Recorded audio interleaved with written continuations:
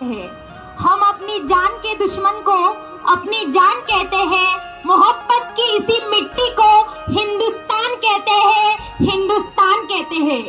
जो दुनिया में सुनाई दे उसे कहते हैं खामोशी, और जो आंखों में दिखाई दे उसे तूफान कहते हैं। जो ये दीवार का सुराग है साहब, जो ये दीवार का सुराग है, चाइना, पाकिस्तान, अमेरिका साजिशों का हिस्सा है, लेकिन हम इसे अपने घर का रोशनदान कहते हैं, अपने घर का रोशनदान कहते हैं। नमस्कार, मेरा नाम है तानिया भूरे और मैं आप सभी के सामने देश प्रेम और राष्ट्र निर्माण के ऊपर अपने कुछ विचार आप सभी के साथ साझा करना चाहूंगी।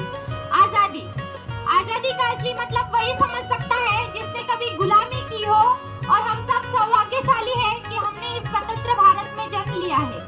यूं तो आजादी की लौ 1857 में ही जल चुकी थी, जो वर्षाल बनकर 1927 में हमारे देश को आजाद कराई।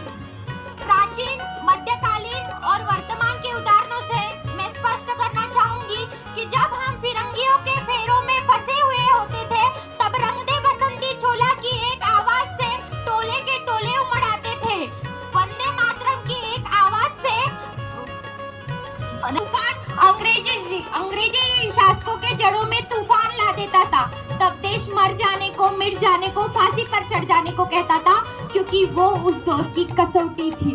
उसके बाद 62, 65 और 71 के युद्धों में अपना सुहाग गवा देने वाली औरत, जब घर के हालात ये हुआ करते थे कि प्यार भी भरपूर गया, मांग का सिंदूर गया, प्यार भी भरपूर गया, मांग का सिंदूर गया, नंगे नूने हालों की लंगोटियां चली गई, छोटी छोटी बेटियों की छोटियां चली गई, बाप की कमाई गई, भाई की पढ़ाई गई, ऐसा एक विस्फोट हुआ पता ही चला नहीं, पूरे जिस्म की कई बोटियां चली गई। और आपके लिए तो एक आदमी मरा है साहब, लेकिन मेरे घर की तो रोटियां चली गई, मेरे घर की तो रोटियां चली गई। वाले हालात पैदा हो जाने के बाद जब एक माँ अपने बेटे को सरहद पर भेजा करती थी, तब वो चिट्ठी लिखकर भेजा करती थी कि अम्मा ने पत्र लिखा है बड़ी ही चाव से, अम्मा ने पत्र लिखा है बड़ी ही चाव से, पुत्र मेरे ना घबरा जाना, एक इंच भी पीछे ना हटना, चाहे इंच इंच कट जाना, चाहे इंच इंच कट जाना। तब देश बलिदान मांगता था, तब देश फांसी पर चढ़ जाने को मांगता था, तब देश मर जाने को, मिट जाने को कहता था। लेकिन अब देश मर जाने को, मिट जाने को, फांसी पर चढ़ जाने को नहीं कहता, बल्कि मेरे विचारों में अगर कोई व्यक्ति अपना काम पूरी ईमानदारी, पूरी मेहनत और पूरी लगन के साथ करता है, तो वही सबसे बड़ा देशभक्त है, देशभक्त है।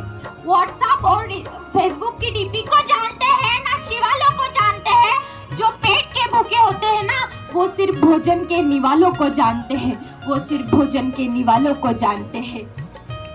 एक अपने घर, अपने परिवार, अपने समाज और अपने देश के लिए समर्पण का भाव है देशभक्ति, और हर देशद्रोही के जीवन में आने वाला तूफान है देशभक्ति, हमारी सच्ची देशभक्ति।